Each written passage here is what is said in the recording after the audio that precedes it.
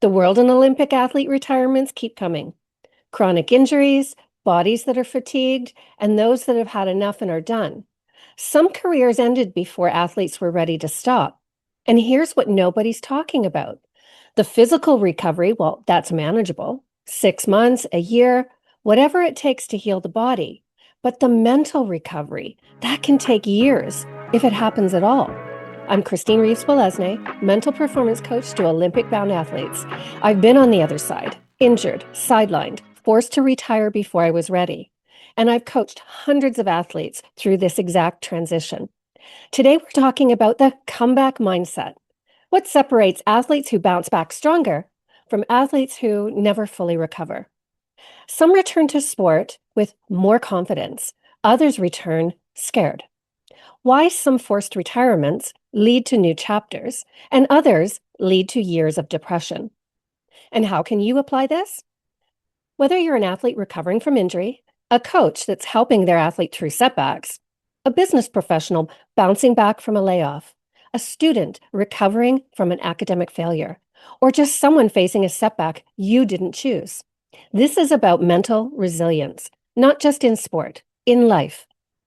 Let's talk about what it actually takes to come back, not just physically, mentally too. If you're listening to this and you're currently dealing with a setback or injury, I made something just for you. Head to christinereeves.ca and download the Comeback Mindset Guide. It's the exact framework I use with my one-on-one clients to help them return stronger than they were before injury. As we head into our first segment, the two types of comebacks, why some athletes return stronger and others return broken. Let me start with a story. Two athletes, same injury, same surgeon, same physical therapy protocol. Athlete A returns to competition 8 months later, physically cleared, mentally terrified. Every time they approach the movement that caused the injury, you can see the hesitation, the tension, the fear. They're back, but they're not the same. Athlete B also returns 8 months later, but they return confident. They attack their sport. They trust their body. They perform at or even above their pre-injury level. Same injury, same rehab, completely different outcomes. What's the difference? That's the comeback mindset. Athlete A spent 8 months doing physical therapy. Athlete B spent 8 months doing physical therapy and mental performance work. That's it. That's the difference. And here's what research shows. Athletes with higher levels of fear and anxiety during recovery are 13 times more likely to suffer a second injury within 2 years. Not 13%, 13 times. Take a moment to let that sink in. Your mind determines your re-injury risk more than your physical readiness. And yet, most athletes never address the mental side. They do all their PT exercises, they get cleared by their doctor, and they show up to practice. And they hope the fear goes away. But it doesn't. I see this constantly in my coaching practice. Athletes come to me 6 months, a year, sometimes 2 years post-injury, physically fine, mentally stuck, still scared, still hesitant, still performing below their pre-injury level. And they say, "What's wrong with me? I'm healed. Why can't I just do it?" There's nothing wrong with you. You just never trained the mental side.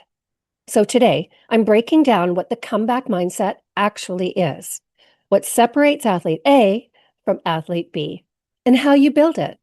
Whether you're recovering from injury, career setback, academic failure, relationship loss, whatever knocked you down.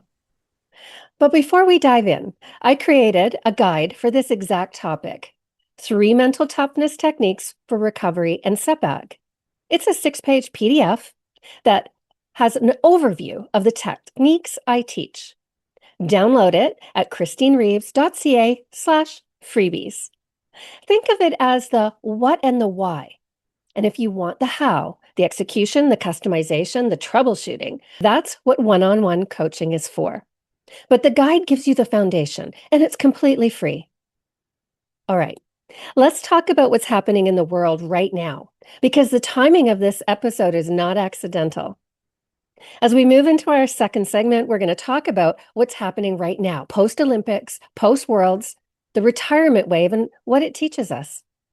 We just finished the 2026 Olympics in February. World Championships have wrapped up in Prague, and the retirements keep coming in.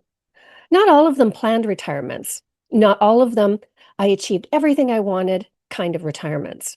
Some are forced, bodies breaking down, chronic injuries that just won't heal.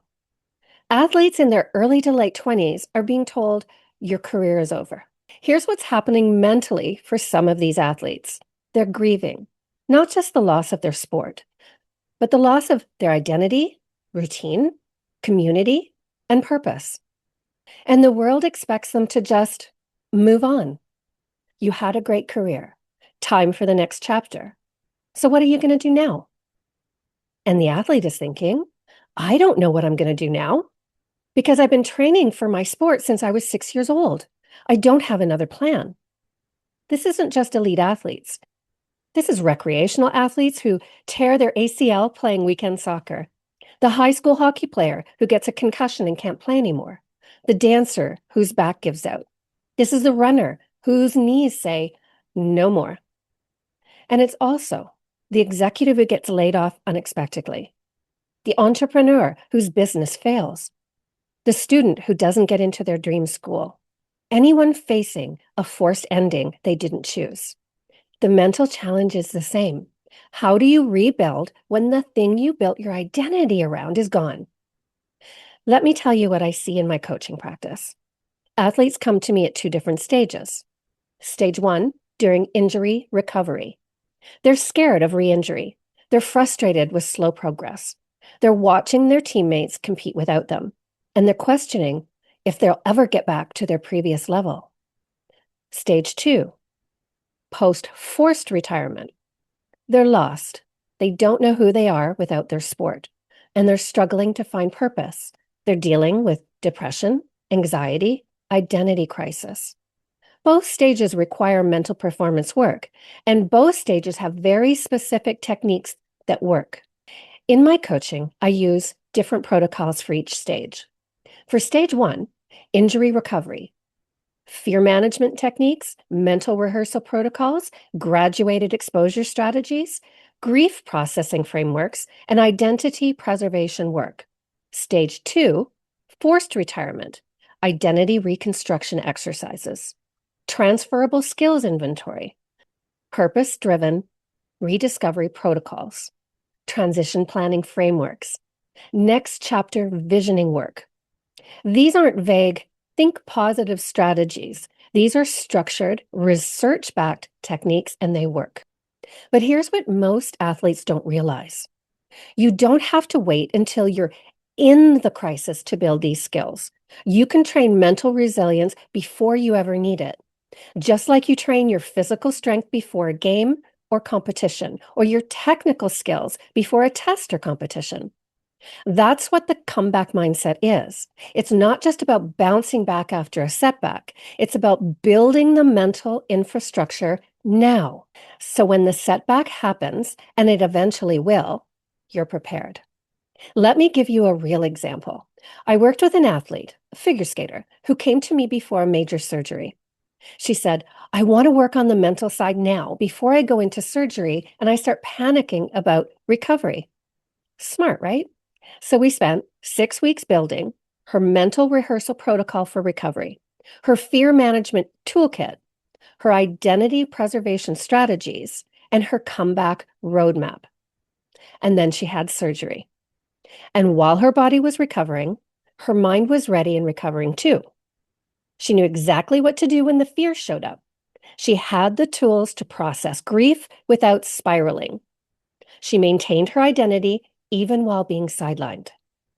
She came back 7 months later, not just physically ready, mentally stronger than before the injury.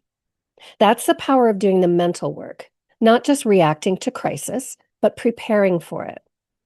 Now you might be thinking, okay, Christine, this sounds great, but what are these techniques? What do I actually do? Fair question.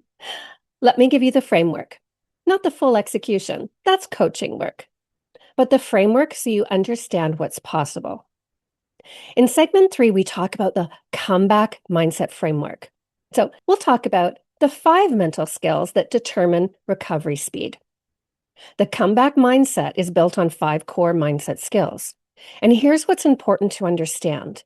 These are trainable, not personality traits, not things you're born with, but skills. Skill 1, emotional regulation. This is your ability to feel your emotions without being controlled by them. Most athletes try and suppress emotions during recovery. Stay positive. Don't be negative. Just push through. It's all well-meaning, but it's not helpful. You can't suppress grief, fear, frustration, and anger and expect them just to disappear. They go underground and they leak out as lack of motivation, physical tension, anxiety, frustration, anger, confusion, and depression. In my coaching, I teach a specific emotional regulation protocol. It's based on neuroscience research about how the brain processes emotion. And it lets you feel the emotion without getting stuck in it. Now, there's a difference between I feel scared about re-injury, acknowledging the emotion, and I'm scared. I can't do this. I'm afraid I'll re-injure. That's identity fusion with the emotion. The protocol, I teach what helps you to separate the two. You acknowledge the fear, you give it space, and then you move forward anyway, not by ignoring it, but by processing it. Athletes who master this skill recover 30 to 40 times faster, not because they're tougher, because they're not wasting energy fighting their own emotions. If you want to learn the protocol, that's exactly what we work on in one-on-one coaching. And you can find that at christinereeves.ca/coaching. Book a 20-minute discovery call. Skill 2, fear management. Here's the brutal truth. Fear of re-injury is rational. You should be cautious. Your body was injured. It can happen again. But there's a difference between caution, a healthy respect for your limits, and paralysis, fear that prevents you from performing. So the research is clear. Athletes with high fear during return to play are 13 times more likely to get re-injured. Why? Because fear creates physical tension, muscles tighten, hesitation, your timing gets thrown off, and then hypervigilance, you're monitoring your body instead of performing, all of which increase injury. So you have to address the fear, not by being brave, not by just doing it, by systematically desensitizing yourself to the movements that scare you. In my coaching, I use a technique called graduated exposure. You expose yourself to the feared movement in progressively challenging environments, first controlled, semi-controlled, and then competitive. Kind of slow, medium, full speed ahead. Solo, with teammates, and then with opponents. But here's where most people get it wrong. They move through the phases too fast, or they skip the mental rehearsal component, or they don't have the self-talk scripts for each phase. That's where coaching comes in. We build the phases together. We create the mental rehearsal protocol. We troubleshoot when fear spikes. Because knowing about graduated exposure is different from knowing how to execute it under pressure. So, skill number 3, identity preservation. This is huge, especially for athletes facing long-term injury or retirement. When your entire identity is, I'm a figure skater or I'm an athlete, you can't train or compete. You feel like you don't exist. So you have to expand your identity. And notice I said expand, not replace and not give up. Expand. You're still an athlete, but you're also someone learning about mental performance, someone getting really good at upper body strength, someone supporting teammates in a different way, someone discovering insights out of sport. In my coaching, I walk athletes through what I call the identity inventory. We identify 15 to 20 aspects of who they are that have nothing to do with their sport.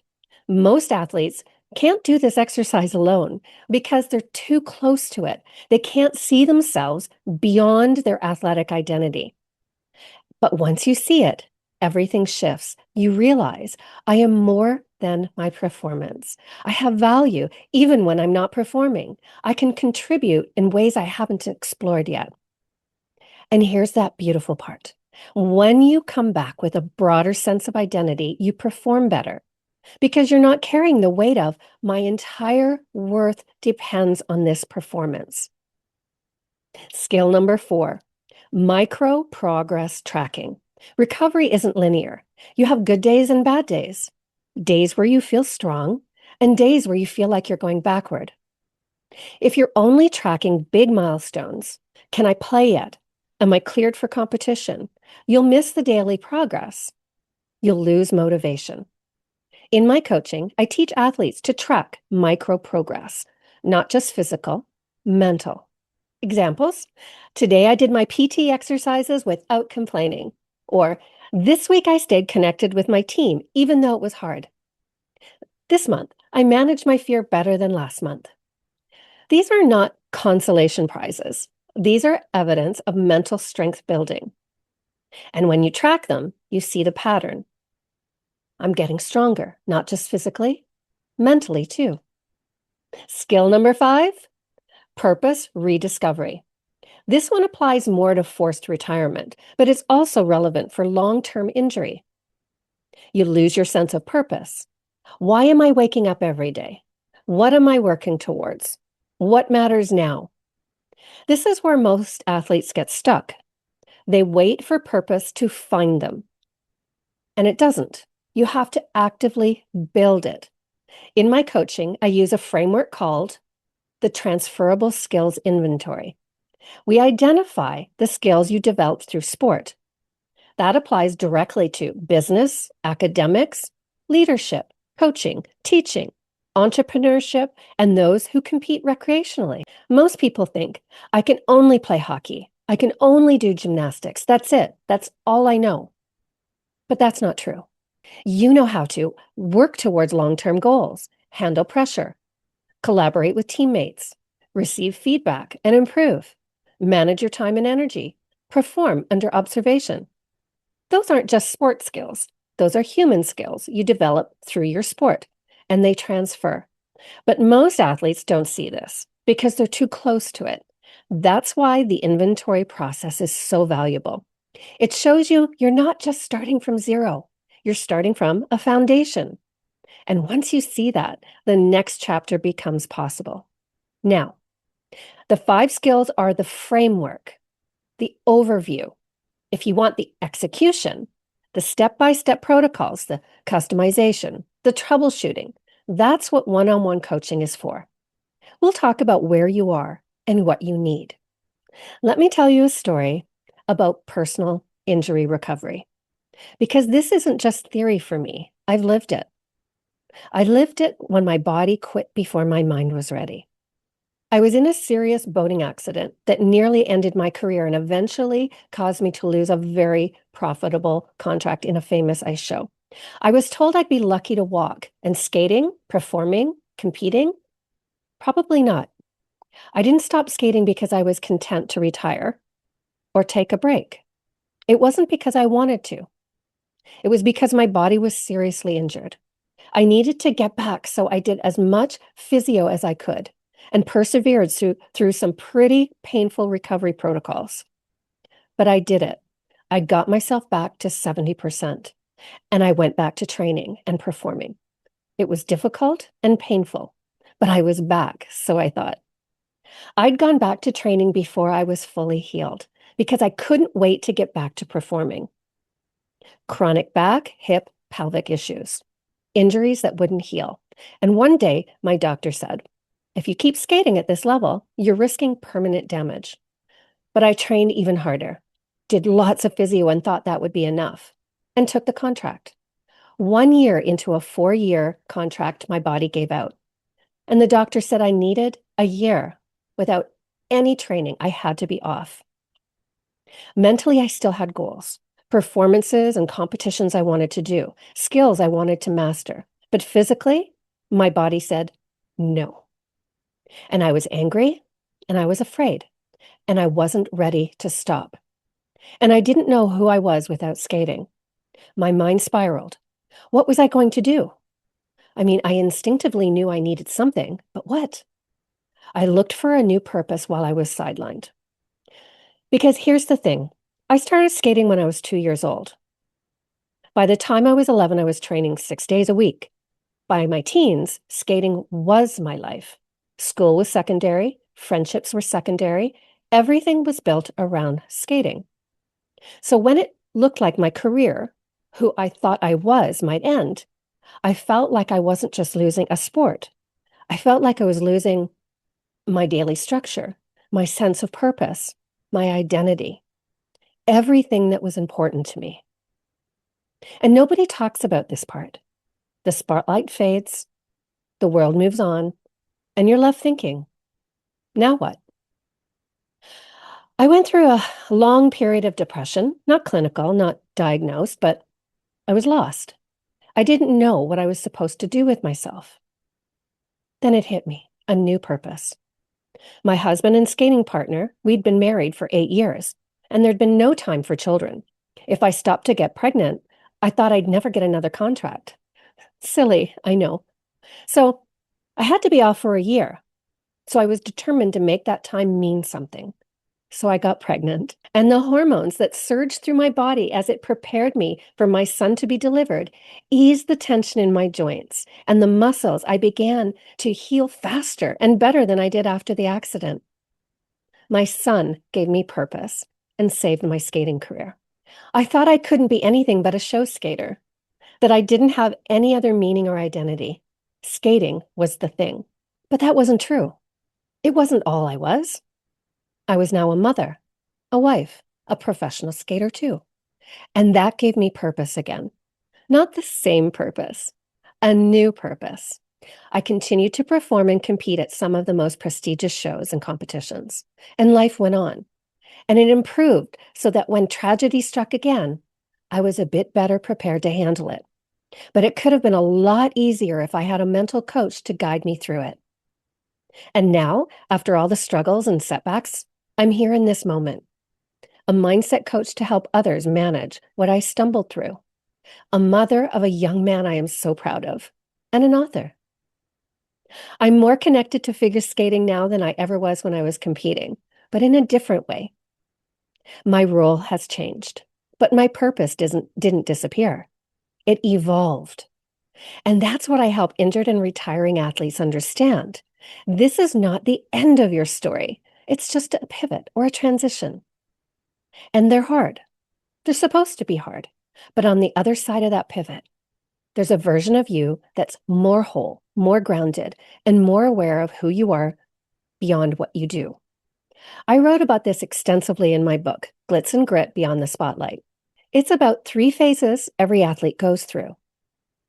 Phase 1, becoming, building the skills, developing the identity, chasing the dream. Phase 2, performing, the spotlight, the competition, the peak years. And phase 3, transitioning, when the spotlight fades and you have to figure out what's next. Most sports stories end at phase 2, the championship, the podium, the glory. But the hardest is phase 3, and nobody talks about it until it's too late. So I wrote the book I wish I had when I was going through those life changes, for athletes facing serious injury or retirement, for anyone navigating identity crisis, for people wondering, what's next? And it's available at Indigo, Barnes & Noble, online everywhere, or on my website, christinereeves.ca. And if you're in the Toronto area, I'm doing a book signing and a free mental performance Q&A. And it's held at Indigo Sherway Gardens in Etobicoke, Sunday, April the 12th, from 12 till 3 p.m. Drop by for 5 minutes or stay and chat. Ask me anything about injury recovery, forced retirement, mental toughness, career transitions. No purchase required. Everyone welcome. Go to christinereeves.ca/events. All right, let me wrap this up with the biggest lesson. What setbacks teach us about who we really are. Here's what I want you to take away from today. The comeback mindset is not about avoiding setbacks. It's about how you respond to them. You're going to face loss in life: injury, retirement, job loss, relationship endings, physical decline, things you worked hard for, things you loved, things you thought would last forever. And when that happens, you have two choices. One, let the loss define you. Or two, let the loss refine you. The athletes who come back stronger, they choose option two. They don't deny the pain. They don't skip the grief. They don't pretend it doesn't hurt. But they also don't stay there. They process the emotion, they build mental skills, and they prepare for their next chapter.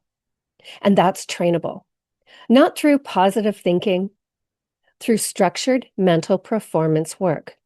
If you're in the middle of this right now, injury, retirement, career setback, academic failure, or life transition of any kind, you don't have to do it alone. Please go to christinereeves.ca/coaching. Book a 20-minute discovery call. Let's talk about where you are and what you need. And if you want the free guide, 3 mental toughness techniques for recovery and setbacks, go to christinereeves.ca/freebies. This is not the end of your story. This is a chapter, and you get to write what comes next. So let's close this out. The comeback mindset. It's not about being tougher than everyone else. It's about training the mental skills that let you bounce back.